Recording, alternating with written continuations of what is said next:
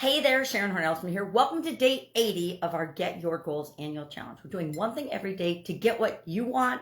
I'm doing one thing every day to get what I want. And in order to make that easier and possible and doable, we are breaking our goals down into bite-sized pieces to make sure that we get our overall goals for this year by chunking it down into pieces and achieving each different area and aspect of our life, the goals we want. By doing that, we can achieve way more than if we just had one or two major goals that we were working toward, usually at the expense of some area or aspect of our life. When I was younger, I spent a lot of time and energy working on financial goals, business goals, career goals, to the detriment of my health, to the detriment of time with my family, etc., in my relationships. So this year, what we're doing is we're breaking our goals down and we're focusing each month, 9 months out of the 12 months of this year, on an area or aspect of our life that's really, really important. I use a 9-part life framework to set my goals, set my objectives, check back with myself and see if the choices and the decisions I'm making are moving me toward what I want or away from what I want. So this month, the month of March, we're focusing on, if you've been with us at all, mental well-being, mental health, whatever you call it. And today we're going to talk about our core mental goals, your core mental goals. What is most important to you? Because what mine are doesn't make any difference to you, and what yours are don't make any difference to me, but they make a huge difference to you and how you relate to everything in your life. Because our thinking, just like our feelings, we talked about last month, our emotional well-being, our emotional health. I started with these this year because I think we forget. We always start with physical. I always start with physical. That's where I've always started, primarily because I've had big time physical challenges in my life. And I didn't realize that those were actually contributed to by emotional and spiritual and mental aspects of my life. And so this year I thought I would start with emotional, then we're doing mental this month. Next month we'll do spiritual, and then we'll hop into our physical well-being and following with the other areas and aspects of life. So today we want to think about our mental core values. Well, what are core values and why do we care? They are the things that are most near and dear to our heart, most important to us, of highest priority. So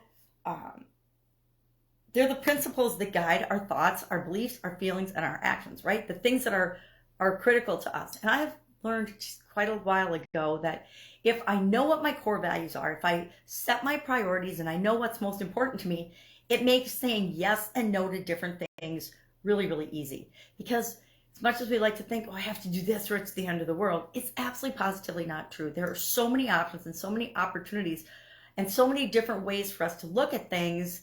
It's really kind of mind-boggling if we open ourselves up to the possibility that there is more than one or two ways to look at a situation, our situation especially. You know, when we're emotionally and mentally involved in a thing, it's a lot more challenging to take a step back and look at it and say, okay, what's really going on here? Not what do I emotionally think or think based on my past beliefs or past experiences. What are the facts here? What's going on? And what is in my best interest to do or not do about it? So our core values help us to make decisions. And I've found that one of the toughest things for us to do as humans is actually choose and make decisions about something. Some people are awesome at making decisions. Just like anything else, it's a muscle that you practice. And if you have tools and ways of making decisions, it makes decision making quicker and easier. And the more you do it, the better you get at it. And the more you understand and know yourself, the better it is and the easier it is to make decisions and choices that are right for you. So I'm going to share just a few examples of, and I'm not saying these are mine or whether these are my core mental values or not. I'm just sharing a list that I got off the internet of different core values. Did a discussion in Guide 17. I did a write-up of each of these, and you can go and read that on the Get Up and Go Challenge private Facebook group. You have to go in there, share your email, say you're not going to spam, and then you can get in the group and you have access to all of the past recordings for this particular challenge, all of the past challenges from 2020 and 2021, all of the Get Up and Go challenges, plus some no nonsense Novembers. Those are all 30-day challenges, 30-day plus challenges. They were 31-day challenges. And I did those every other month during the pandemic. And so you can go and look up any topic that you would want with respect to personal development and growth, life frameworks, things like that, the different exercises and tools that we use in this challenge, or will use in this challenge. We haven't used them all yet. We're only into March. But what are some examples of mental core values. How about self-awareness? How about mindfulness? How about self-acceptance, self-love? How about, I guess that's more emotional. How about resilience? You know, how do you bounce back from challenges? Gratitude, compassion, purpose, connection, growth, balance. You can, if you're struggling with, in our action item today is just going to be to share what do you think right now is your number one mental well-being core value. Mine, for example, I did emotional, and emotional, for me, my core value is, it's always love. It always boils down to love is my number one most important core value when it comes to emotional well-being and health. I don't know what it is for mental. I have to do the homework just like you do, and then I'll share what is my number one mental core value.